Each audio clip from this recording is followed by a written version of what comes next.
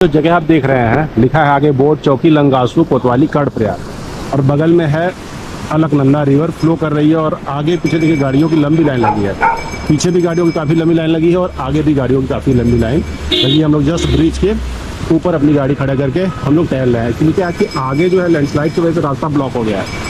पीछे जो ट्रक वाले हैं वो बता रहे हैं कि हम 3 दिन से यहाँ पे बैठे हुए मतलब परसों से हम लोग यहाँ पे बैठे हुए हैं, रास्ता ओपन नहीं हुआ है। हुआ क्या था कि थोड़ा सा रास्ता ओपन हुआ था, छोटी गाड़ियाँ जा सकती थी लेकिन बड़ी गाड़ियाँ जो है इसमें एंटर कर गई और फिर बड़ी गाड़ी की वजह से वो भी रास्ता जो है वो ब्लॉक हो गया, फंस गया। तो अभी हम लोग यहाँ पे फंस गए हैं। यहाँ से नंदप्रयाग लगभग 12 किलोमीटर और जोशीमठ लगभग 70 किलोमीटर, मतलब कि अगर रास्ता खुला रहता है तो हम लोग को पहुँचने में लगेंगे यहाँ से लगभग 1.5 से 2 घंटे। 3:45 बज रहे हैं तो हम लोग बहुत आराम से घूमते घामते 6 बजे तक पहुँच जाएंगे। लेकिन अभी की स्थिति ऐसी है कि कब पहुँचेंगे कोई आइडिया नहीं है। अगर ऐसा होता है कि आगे जाने को नहीं मिलता है तो हम लोग पूरा का पूरा अपना कैंप सेट निकाल के यहीं अलकनंदा रिवर के किनारे कैंपिंग करेंगे और कोई ऑप्शन नहीं है। खाने पीने का व्यवस्था मिल जाएगी। सबसे खास बात कि ऐसी जगह ये दिक्कत आई है जहाँ से कुछ खाने पीने की व्यवस्था मिलने की पॉसिबिलिटी है। तो देखते हैं अगर जो छोटा वाला जो रास्ता है वो ब्लॉक अगर क्लियर हो जाता है तो काफ़ी हद तक हम लोग को हेल्प मिल जाएगी। आगे जो पुलिस वाले हैं वो धीरे धीरे गाड़ियों को लाइन में लगा रहे हैं। इसका मतलब कि आगे जो थोड़ी पॉसिबिलिटी बन गई है गाड़ी निकलने की। बाइक का भाई यही फायदा होता है, बाइक वाले बंदे चले जा रहे हैं, बाइक वाले बंदे इधर उधर से किनारे से निकल ले रहे हैं। हम लोग भी कई बार जो बाइक से राइड किए हैं उसमें क्या होता है कि जहाँ लंबी लाइन लगी होती है 4 व्हीलर की वहाँ भी बहुत आराम से आप निकल जाते हैं, आपको दिक्कत नहीं होता है। तो टाइमिंग जो है आप बाइक से अगर चल रहे हैं तो छोटे मोटे जैम उनसे आपको कोई फर्क नहीं पड़ता है। भाई वहां से किसी तरह हम लोग नंदप्रयाग तक तो आ गए।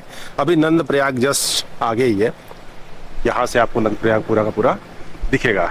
लेकिन फिर वही कहानी, उसने बोला था कि आप नंदप्रयाग के आगे नहीं जा सकते। खैर जब हम लोग पिछले ब्रिज से यहाँ के लिए चले तो रास्ते में बिल्कुल सन्नाटा था, कोई भी बंदा रास्ते में नहीं दिख रहा था और जगह जगह पे पत्थर जो है पहाड़ से ऐसे बारिश की वजह से जगह जगह पे गिर रहे थे। तो काफ़ी डरावना लग रहा था, डर भी लग रहा था, ऊपर से बारिश भी हो रही थी। तो ये लग रहा था कि भाई गलती कर दी। एक्चुअली सितंबर के जो शुरुआती 1-2 हफ्ते हैं मिड सितंबर तक वो, और ये अगस्त, जुलाई अगस्त और मिड सितंबर तक तो आने लायक नहीं है। हम लोगों ने पता किया तो पता चला कि बारिश कम हो गई है तो फिर चलते हैं, लेकिन लग रहा है कि अब गलती हो गई, यहीं कहीं कैंप लगा के रुकना पड़ेगा। और दूसरी बात पूरा का पूरा शेड्यूल खराब होगा। देखो यहाँ पे गाड़ियों की कितनी लंबी लाइन लगी है, इधर भी है और पीछे भी है। तो जाहिर सी बात है कि जाने की कोई पॉसिबिलिटी नहीं है।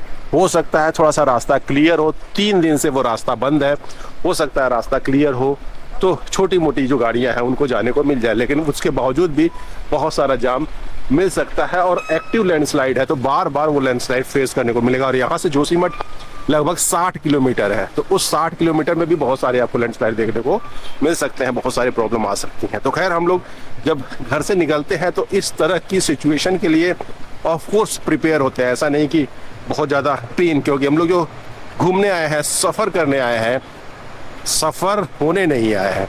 तो ऐसे में जो भी परिस्थिति आती है उस सभी परिस्थिति को हम लोग इंजॉय करते हैं। लेकिन ये थोड़ी सी शेड्यूल गड़बड़ हो जाएगी। और ये बगल में ब्यूटीफुल अलकनंदा रिवर और इसकी आवाज़, जो रिवर बहती है ना उसकी आवाज़, बहुत ज़बरदस्त आवाज़ जो है सुनाई दे रही है। और दिस इज नंदप्रयाग। और ये जो नंदप्रयाग है ये 5 जो पंच प्रयाग हैं उनमें से एक है देवप्रयाग, रुद्रप्रयाग, कर्णप्रयाग, नंदप्रयाग और विष्णुप्रयाग।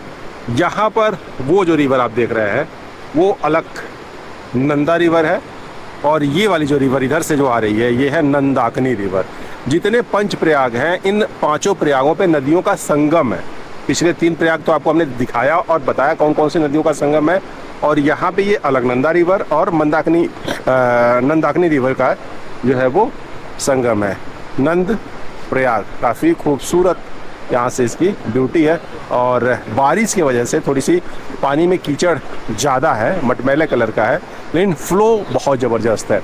और ये जो नंदप्रयाग है ये चमोली डिस्ट्रिक्ट में आता है। यहाँ पर लैंडस्लाइड होना बहुत कॉमन है। अक्सर आप न्यूज़ में सुनते होंगे चमोली डिस्ट्रिक्ट में जो है बस के ऊपर या बाकी हमेशा जो है रास्ते हमेशा कुछ ना कुछ ब्लॉकेज चलते रहते हैं, खाई में गिरी, क्योंकि शार्प टर्न है और जो पहाड़ हैं वो दरकने वाले हैं, खिसकने वाले पहाड़ हैं, तो हमेशा इस पर लैंडस्लाइड होती रहेगी, होती रहती है।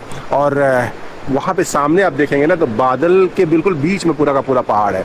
तो ये थोड़ा सा रिमोट है, खैर आबादी तो अब हो गई है, लेकिन उसके बावजूद जब आप इस रोड पे चलते हैं ना तो थोड़ा सा आपको दिखाई देता है, ऐसा प्रतीत होता है कि ये जो है जंगल वाला ज़्यादा एरिया है, न कि आबादी वाला।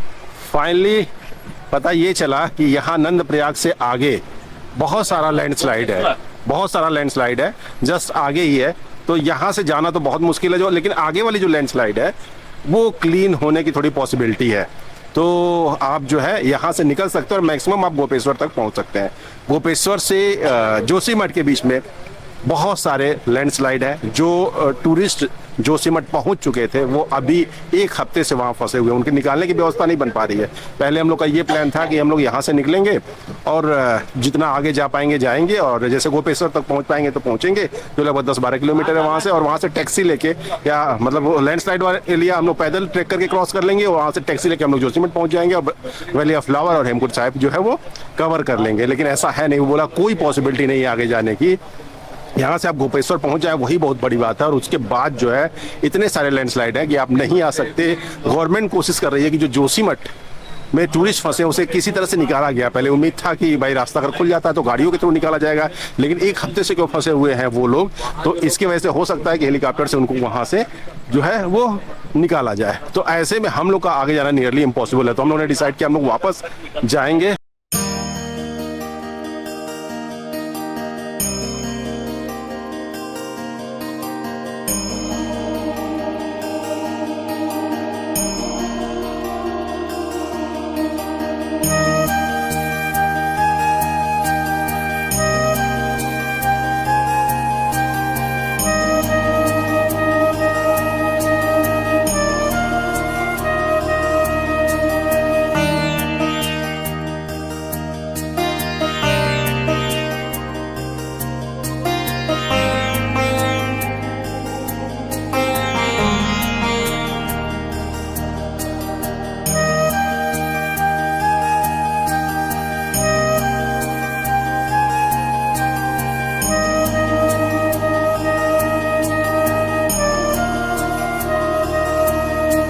हम लोग जोशीमठ नहीं जा पाए, जिसकी वजह से वैली ऑफ फ्लावर और हेमकुंड का साहब का जो ट्रैक था फिलहाल के लिए हम लोग जो है पोस्टपोन कर दिया और हम लोग वापस निकल लिए। अभी खड़े हैं हम कर्णप्रयाग पे।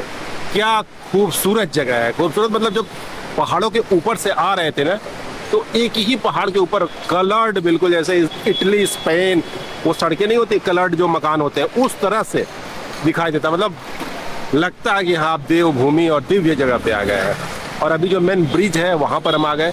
ये अलकनंदा रिवर यहाँ पे दिख रही है, ये एक्चुअली पिंडर रिवर है और उधर से अलकनंदा रिवर आ रही है, दोनों का संगम है यहाँ पे। यहाँ से हम लोग चलेंगे रुद्रप्रयाग, और रुद्रप्रयाग से गोचर होते हुए हम लोग का प्लान है कि अगर वहाँ पे नहीं जा पाए तो हम लोग का प्लान है कि हम लोग निकल लें चोपटा के लिए। 80 किलोमीटर है चोपटा यहाँ से, जो 3 घंटे के आसपास लगेंगे।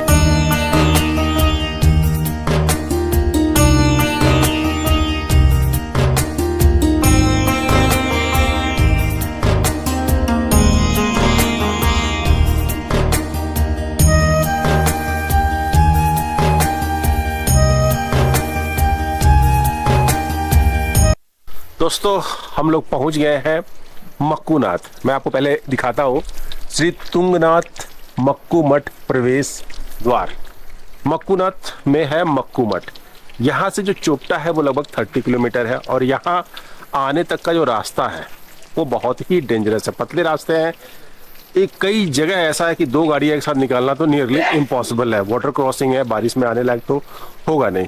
मक्कू मठ की खासियत बता दें, ये जिस तरह से केदारनाथ में भगवान शिव जो है सर्दियों में जाड़े के टाइम में ओखी मठ में वास करते हैं, वहाँ आप दर्शन कर सकते हैं। ठीक वैसे ही है कि जो भगवान तुंगनाथ है जो भगवान शिव हैं तुंगनाथ में, वो जाड़े के समय यहाँ मक्कू मठ में वास करते हैं। यहाँ सुबह आप 5 बजे से लेकर शाम के 7 बजे जब आरती खत्म होती है तब तक आप दर्शन कर सकते हैं। यहाँ से चोपटा लगभग 30 किलोमीटर है। मक्कू नाथ में भी यानी मक्कू मठ में भी आपको रहने के लिए बेसिक फैसिलिटी मिल जाएगी। बहुत ज़्यादा ऐसे होटल नहीं मिलेंगे, लेकिन चोपटा पहुँच जाएंगे यहाँ से 30 किलोमीटर आगे तो आपको रहने की अच्छी खासी जो है वो फैसिलिटी मिल जाएगी। चोपटा से आपका जो ऊपर ट्रैक है तुंगनाथ का, वो लगभग 4 किलोमीटर के आसपास का, 4-4.5 किलोमीटर के आसपास का ट्रैक है। और उसके बाद वहाँ से चंद्रशिला ट्रैक जो है वो लगभग 1.5 किलोमीटर का ट्रैक है। तो अगर अर्ली मॉर्निंग आप निकल रहे हैं, as early as possible early morning आप निकल रहे हैं, तो लेट इवनिंग तक आप वापस भी आ सकते हैं। थोड़ी सी चढ़ाई स्ट्रिप है तो थोड़ी दिक्कत तो होगी। और ये हम लोग की जिमनी भाई, और यहाँ पे कुछ दुकानें खुली हुई हैं। रात के 8:30 बज गए हैं, तो टाइम भी ठीक ठाक हो गया है और आराम से चलेंगे तो यहाँ से 1 घंटे के आसपास चोपटा भी लगेगा। तो let's move toward the Chopta. और ये जो जगह है भाई वो अपने आप में काफ़ी अलग है। यहाँ पहुँचना काफ़ी टफ है और जब यहाँ तक आते हो तो अपने आप भगवान के पास आने की फीलिंग, भगवान से मिलने की फीलिंग जो है वो आने लगती है।